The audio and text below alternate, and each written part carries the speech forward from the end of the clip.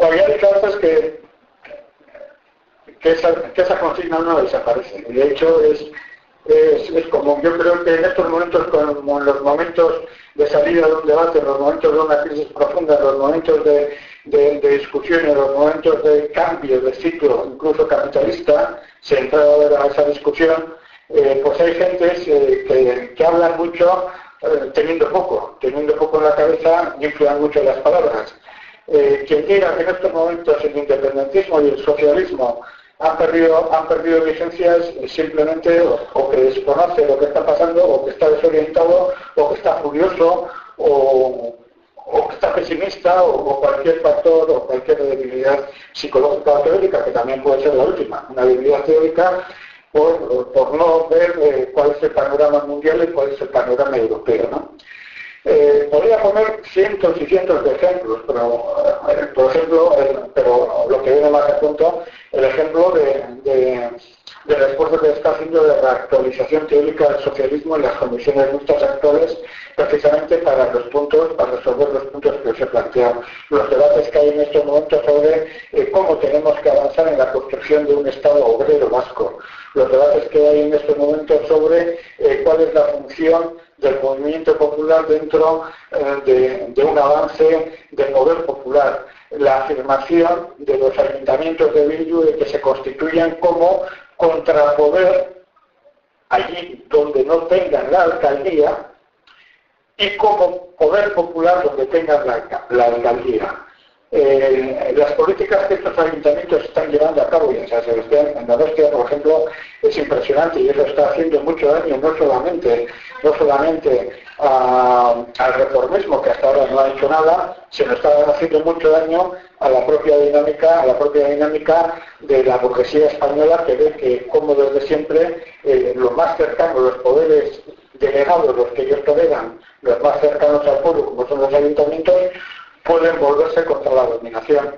Y tenemos el ejemplo claro de las 3 huelgas generales, etcétera. Y también, por el lado, digamos, social, del socialismo. Por el lado del independentismo, aparte de los comunicados que periódicamente saca la organización, aparte de todo eso, está, por ejemplo, un hecho muy claro, y es que en las manifestaciones, en los actos, en todos los sitios, la consigna de independencia, la consigna más que de autodeterminación de independencia, la consigna vitalmente unida a la de la independencia, que es la de la amnistía de las prisioneras y prisioneros, se repite una y mil veces. La gente que acude al recuerdo, o cuando salen las prisioneras y los prisioneros de las cárceles de exterminio, es enorme, sobre todo gente joven. Hoy mismo sale en prensa que el gobierno español ha prohibido en Vizcaya 3 actos independentistas de apoyo a las prisioneras y los prisioneros.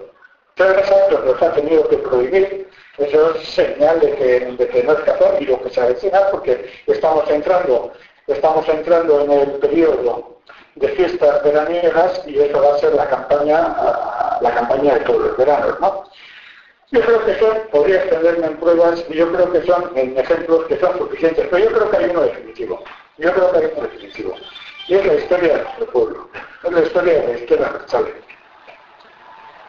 Y si algo tiene la izquierda abertzale en esa dirección colectiva, es que no cumple lo que dice y dice lo que cumple. Dice lo que hace y hace lo que dice.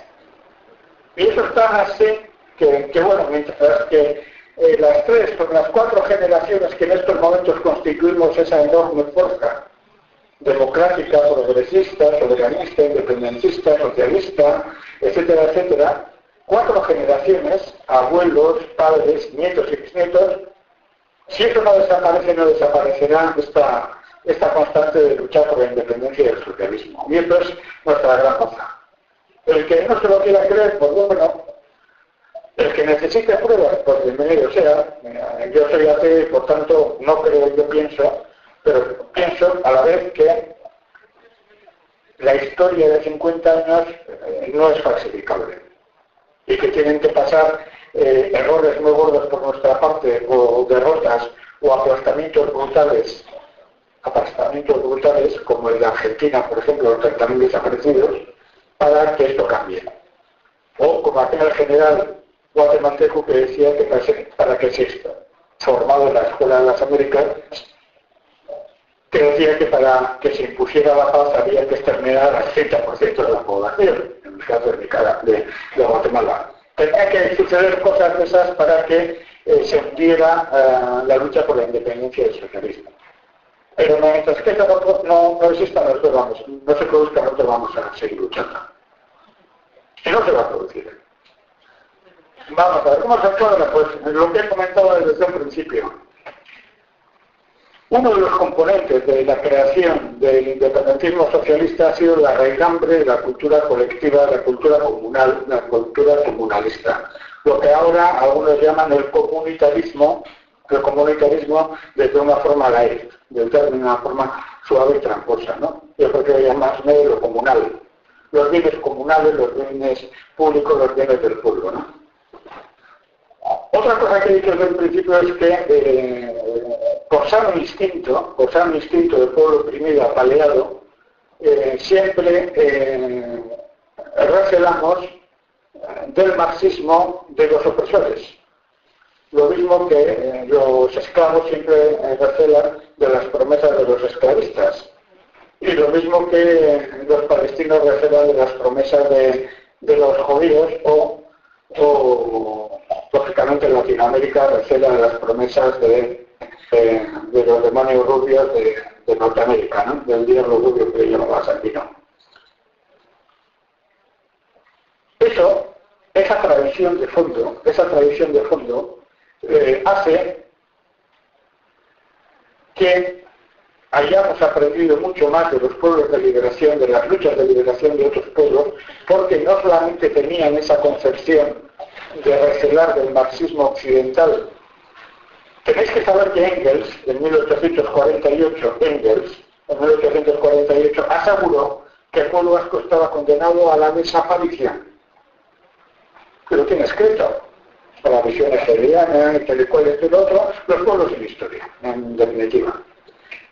Fue una de las pocas cosas que se equivocó Engels. Y aquí podríamos entrar en los detalles que no vienen a cuenta ahora. Y nosotros estamos orgullosos de haber sido la causa de que se equivocara, lógicamente. Pero eso nos enseña una cuestión, y es que la teoría hay que aprenderla de allí donde se ejerce. Y nosotros hemos aprendido la teoría que se ejerce en los procesos de liberación y también, en un componente menor, en los procesos de liberación nacional que se dieron dentro de Europa contra el nazismo. Y este es un componente menor, porque lo grueso de nuestra formación teórica viene, como he dicho, pues de Mao Zedong, de Franz Fanon, de Che Guevara, de María Curie y luego del componente consejista. Pero también viene de las guerrillas comunistas, de algunos anarquistas que lucharon en el Estado francés, de las guerrillas comunistas francesas, de las guerrillas comunistas italianas, de las guerrillas comunistas de otros países europeos que luchaban por una liberación nacional no burguesa contra la burguesía colaboracionista con los nazis. Y ahí podríamos hablar largo y extenso. De hecho, parte de los que apoyaron el surgimiento de la lucha armada y de la resistencia contra el franquismo venían de las guerrillas que en el Estado francés habían luchado contra los nazis. Y siempre ha existido una estrecha relación con las izquierdas italianas, porque siempre nos ha unido que las izquierdas revolucionarias italianas se resistieron al colaboracionismo del Partido Comunista Italiano con la democracia cristiana y con la CIA y con el Vaticano. Eso ha hecho que nuestra concepción del marxismo, unido al componente comunalista, nos llevara siempre a tener una visión no solo europea, sino una visión mundial. Una visión mundial que hace que en estos momentos haya vascos detenidos en México, vascos en Venezuela, vascos en varios sitios, que hubiera vascos en África, que haya vascos en otros estados. ¿Por qué? Precisamente por ese contenido. Precisamente porque no solamente se busca el exilio, sino que también hay vascos muertos en Latinoamérica, en las guerrillas latinoamericanas. Se busca apoyar a otros pueblos porque aquí en esas circunstancias esas personas, esas militantes y esos militantes no podían ejercer esa lucha. Y de hecho ahora en estos momentos hay abiertos procesos de la derecha internacional contra militantes vascos por eso. O sea que nosotros no estamos hablando de un internacionalismo de boquilla, o un internacionalismo de una teoría abstracta, como es muy común en las izquierdas que dirigen el mundo desde el despacho de una universidad. Eso nosotros no lo hacemos. Nosotros cuando hablamos de internacionalismo porque hacemos internacionalismo. Entonces en esta dinámica y en esta práctica nuestra, Latinoamérica juega un rol clave, tan clave como el que juega Europa. Por una sencilla razón, porque si bien el proceso revolucionario mundial en África está acelerándose mucho y aquí las izquierdas tenemos que recuperar el retraso que tenemos, y llevamos mucho retraso con respecto a los procesos revolucionarios, lo que ha pasado en el norte de África es la punta del iceberg, lo que está pasando en África subsahariana es parte de ese iceberg, lo que está pasando, por ejemplo, en otras partes de Asia, lo que está, no solamente en el Cáucaso y en el Oriente Medio, sino en el lejano Oriente, en Indonesia, en Malasia y en otros sitios, en Filipinas, etcétera. Es una cosa que tenemos que, en Sri Lanka, donde una situación muy dura, etcétera, etcétera. Pero nosotros por tradición y también por un deber que tenemos, porque gran parte de nuestra riqueza ha sido precisamente directamente el saqueo de los pueblos de las Américas por la clase dirigente vasca que ha ido a saquear las Américas, los grandes capitalistas desde México hasta la Argentina, incluso en Estados Unidos, y también por la colaboración con el Imperio Español, dotándole de armas y dotándole de barcos y dotándole de préstamos y de negocios. La compañía guipuzcoana de Caracas, que tenía una de las sedes fundamentales en Venezuela, tenía barcos barcos muy buenos de guerra que se los prestaba al Imperio Español para que exterminara la población. Exactamente, el trasiego entre Manila y México, el cruce del Pacífico, que se hacía 2 veces al año, trayendo unas riquezas saqueadas en Filipinas, la abrieron los vascos, el padre Urdaneta. Los vascos tuvieron una amplia... Entonces nosotros también nos hemos enriquecido con la explotación de los pueblos latinoamericanos. Y eso es una cosa que nos llena de vergüenza y es un deber que tenemos que resolver y un deber que tenemos que, digamos, de alguna forma que resarcir. Yo creo que estos valores éticos son fundamentales. Estos valores éticos son fundamentales. Existe una deuda ecológica, existe una deuda de sexogénero, existe una deuda económica, existe una deuda revolucionaria de solidaridad con los pueblos que te han ayudado y que tú les tienes que ayudar, etcétera, etcétera. Pero en el caso de Latinoamérica, aparte de estas razones, es también porque el proceso revolucionario en Latinoamérica, con los altibajos que tiene, puede minar mucho el poder español.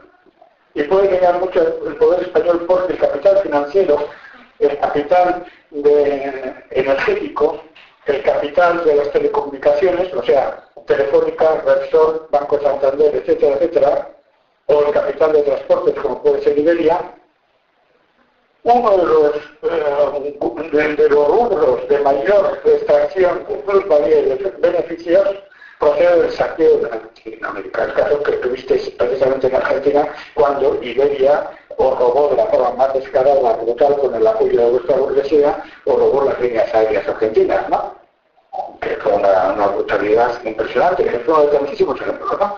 La introducción de Repsol en estos momentos en Perú, por ejemplo, ¿no? Usa la imprensa que Repsol, como gobierno de Perú, con el tirano ese del Perú, de los Estados Unidos, que está en Perú, pero que es Alan García, igual me equivoco, que está en Perú, va a liquidar así por la GEROL, la Repsol del Estado español, 5.000 kilómetros de tierras comunales de los pueblos aborígenes donde saben que hay reservas de petróleo y de gas. Y podríamos seguir poniendo ejemplos, ¿no? O sea, por ejemplo, el Estado español fue uno de los que preparó el golpe contra Chávez en el 2002, ¿no? Y la bandera que estaba puesta detrás inmediatamente fue bordada del Estado español, con el consentimiento de Aznar y todo lo demás, ¿no? O sea, que un proceso revolucionario en Latinoamérica debilita muy profundamente al capitalismo español, porque el capitalismo español no es un capitalismo industrial como es el capitalismo vasco. Es un capitalismo que no tiene industria. En el 2006, uno de cada dos trabajadores españoles dependían de una transnacional. En el 2007, el país con mayor peligro de desindustrialización y de paro era el capitalismo español de toda Europa, y así ha ocurrido a partir del 2007. Ahora, en estos momentos, más de la mitad de la deuda del Estado español está en manos extranjeras.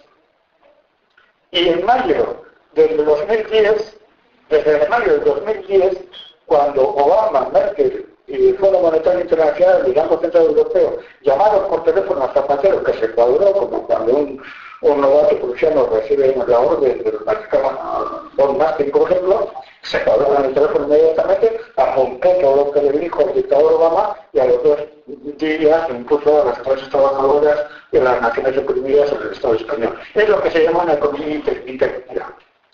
En economía marxista se habla del Estado español como un protectorado económico.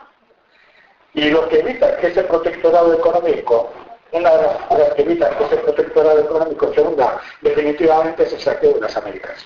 Porque aquí no hay industria. Aquí quiero decir en la península, en el Estado español, en Euskal Herria sí. En el Estado español no hay industria.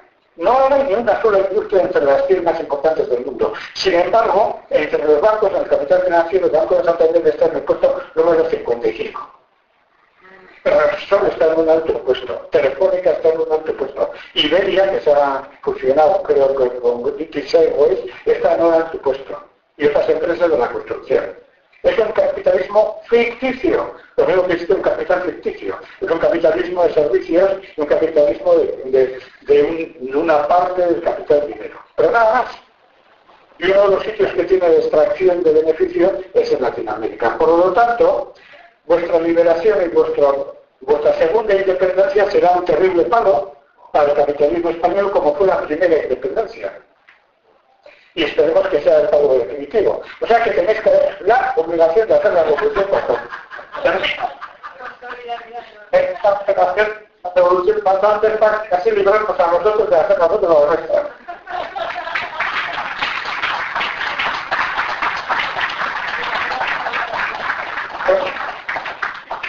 Compañeras y compañeros, son las 1:29, me tengo que levantar a las 6 de la mañana, tengo que ir a Galicia, que está a 2 kilómetros, y ánimo, ser malos y malas, y seguir para adelante.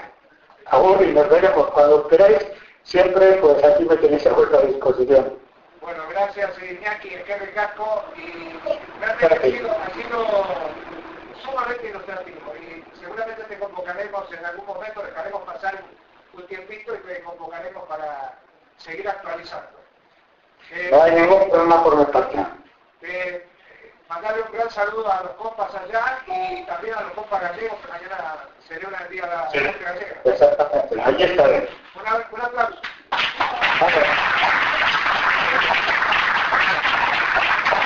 Y tú a ver si acerca a comer bien. Ahora vamos a comer unos pinchos a tu salud también. Vale, muy bien. Vale, bueno. Agur. Agur esta parte. Agur.